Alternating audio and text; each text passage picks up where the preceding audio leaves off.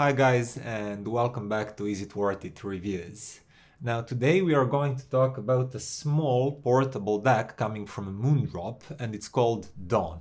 As you can see, this is a dongle type of DAC. And a thing to notice here is that the USB cable is attached to the DAC itself, so it's not detachable, which on one hand is neat because you don't have to worry about losing the cable, for example, but on the other hand, yeah, I'm not sure that it's the best idea for durability because USB cables and their connectors are usually the first thing to give up on a small dongle DAC. And in case of a detachable cable, you can just replace it. But here it's like the whole thing put together. By the way, a Moondrop Dawn costs $69 US. Actually, that's the price of a balanced version with 4.4 pentagon output. And there is a single-ended version with 3.5 millimeters output that goes for $65 US. It looks almost the same, but instead of looking like a barrel, it's actually rectangular, or however you would call that shape, because yeah, previously when I said squared looking when something was rectangular or something similar to that, I got yelled in comments down below the video, like, you moron, that's not square shaped. So I do apologize to all geometry buffs in advance. I'll put the picture of the single-ended version on the screen so you can name that shape for yourself down below in the comments. But yeah, it's either a balanced one or a single-ended one. You have to choose which one you wish to purchase. And when it comes to the tech specs, this one is using a CS, that's Cirrus Logic DAC chip. But more than its DAC chip, what makes this DAC really interesting is that it has a pretty powerful output section for a small dongle DAC. And the output voltage can be 2 volts in a low gain or even 4 volts in a high gain mode, which actually makes it a quite good choice for a little bit more demanding in terms of voltage headphones. Those are usually those headphones are of slightly higher impedances, not like your typical in-ear that's 16 or 32 ohms. But if you have higher impedances, for those headphones to really come alive, we need a little bit higher voltages. And this doesn't compare to like chunky, beefy desktop products that can have like 10-20 volts on their outputs, but among these small dongle DACs, this is actually a pretty good results, because most of the DACs of this size and this price point will offer either 1 volt or 2 volts. Output power is also quite decent, especially at lower impedances like 32 ohms, but it's still respectable at 300 ohms, which is a maximum that you should connect to this dongle, so no 600 ohms. But I really hope that none of my viewers would ever consider connecting 600 ohm headphones to small dongle DACs. That's just not a good idea. At least if you're not a fan of really dead and flat sound. And last thing that I wanted to mention in this section is that you can also choose between 5 different digital filters with this DAC. But how, you may ask, because this one does not have any buttons and it doesn't have a screen or anything like that. How do you even change gain that you previously mentioned from 2 volts to 4 volts? Well, simply, you download a Moondrop Link app for your smartphone. At least I know it's supported for Android phones. So I downloaded the app from the Play Store, I connected the DAC, and I could access its settings, its menus. I tried playing with digital filters, they do change sound just a little bit. First one, I think, I don't know how it's called, I'll put that on the screen. First one on the top I liked the least because it has a little bit of artificial sharpness to mid-range and vocals. There is even a non-oversampling down below in the list that makes everything sounds really smooth and natural. But I preferred the second one from the top. Again, I forgot the name of these filters, but the second one from the top was a good mix and match of clarity and it didn't sound as sharp and as edgy as the first one. Those differences are quite small, to be honest, but you have this option and you should try for yourself which one do you prefer, which one maybe matches well with the headphones or earphones you're using. So it's your choice, man. For now, just before I move to the sound quality, I wanted to mention that I've tried several different in-ears and several over-the-ear headphones, bigger ones, with this DAC, and I'm pleased to say that it can drive a wide range of headphones really decently. First of all, starting with in-ears, some of them costing 4 times the DAC itself, it has plenty of juice and power and grunt. That was non-issue at all times during testing. Then I tried some bigger headphones too, and for example, I got really decent results with low impedance but big headphones. For example, like Virm 1, one of my favorites. These are planar headphones and they're quite sensitive. They're not power hogs, but you know, those are big cans and they like to have power. And they work really decently with this DAC. And I think we have to thank to the beefy output stage that I've mentioned previously for that. And that out of the way, let's talk sound. So Moondrop here has a sound signature that's slightly warmer down in the bass line. It has full weighty bass line, there's enough juice, enough depth there. It can provide really nice thump and give good core to the rhythm and to all tones. But when you start moving up the frequency spectrum and you come to the mid-range is actually quite clear and crisp. And I wouldn't say that upper mid-range frequencies are dominating, but they're certainly well present and well exposed. And because of that, tones have quite pronounced inner texture. And for example, when I listened to this song, I could hear that warm, juicy, thumpy bass line doing its thing, but that sandy texture of this beautiful female vocal was not glossed over or concealed in any way. You could hear how sandy and, in a way, rough that inner texture of that vocal is. There's also really decent high frequency extension that brings air to the sound. It brings open and airy feeling, and that only adds to this character of the open and textury mid-range that I'm explaining. Oh yeah, and I should definitely mention this.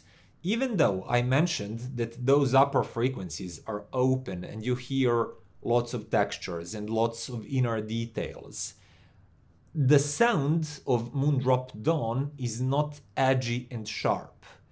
Edges and transients are all quite observable, everything feels nice and clear and sharp, but there's a really pleasant softness to them actually. It's not etching edges in some sort of razor-sharp manner, in some sort of digital manner that may even sound unpleasant. No, this is like open, airy, textury sound that's actually kinda soft around the edges. Throughout my hi-fi experience, I came to realize that most of the audiophiles out there would call that like analog sounding, and that character makes it open sounding but very listenable, never annoying or edgy or clawy. So yeah, that's nice. Now moving to the sound staging, it's decent, it's nothing to write home about. You can separate instruments and things and everything happening without much difficulties, but the soundstage itself is not particularly big and wide.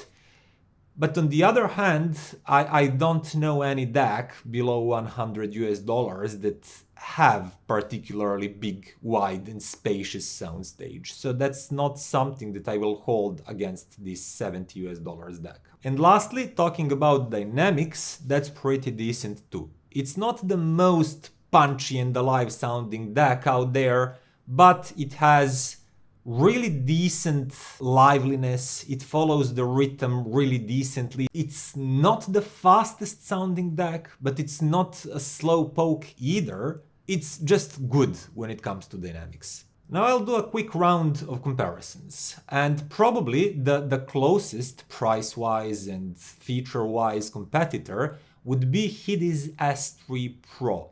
I don't have that one with me anymore, but I had it up until recently, and I compared it with other DACs that I used as a reference, and I compared this one to those DACs too, so I can draw some conclusions. I think that Moondrop Dawn here sounds fuller, juicier, and just better balanced than S3 Pro. It also feels like it has more grunt and more juice, more drive, especially when you connect some more demanding headphones to it, like these mentioned VRM1s. With very sensitive and easy to dry in-ear models, that's not so obvious, but with something like this, it is. It is really. And given that this one and S3 Pro cost about the same, I call quite an easy win for Moondrop Dawn here. It's just more accomplished DAC with fuller bodied sound, with more energy and more drive, so you can hook a wider range of headphones to it and enjoy that sound. And I'm really sorry here that I don't have a Hidizs S9 Pro with me anymore. A friend of mine really liked it and I've sold it to him. He needed it more than me. I had plenty of dongle DACs already. But I believe that Moondrop Dawn is quite comparable to S9 Pro.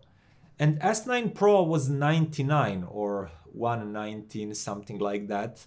The price difference is not huge, but Moondrop Dawn is more affordable one, which is a great place to be in, to match S9 Pro, but be a little bit more affordable. That said, good thing with S9 Pro is that it has both single-ended and balanced output in one device. So you don't have to choose like with this DAC, because you never know. Even if you are currently using only single-ended cables, you might acquire some balanced tomorrow.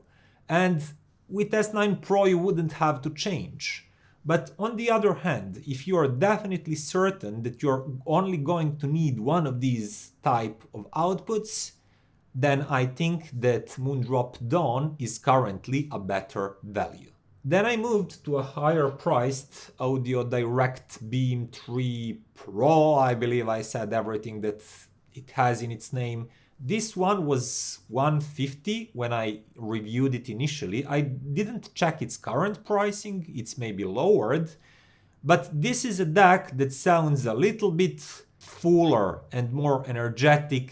It just has slightly tidier sound, and you can notice that in the bass line that's equally punchy but slightly better controlled and tidier, but also with some other tones, for example drums or energetic string plucks. All of that sounds a little bit more energy infused with Beam 3 Pro here than it does through Moondrop Dawn.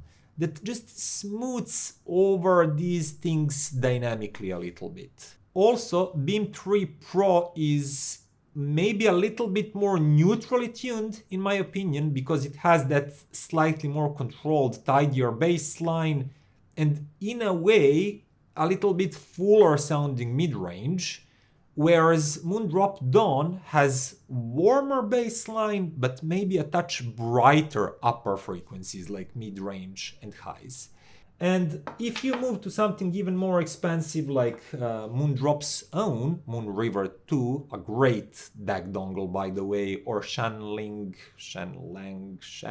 I hope, UA5, these two are more than double the price, but yeah, it shows, because these dongles are finally expanding the soundstage around you. There is more empty space around each tone, And also they're dynamically more capable. If you listen to something like this, it will have just more jump factor.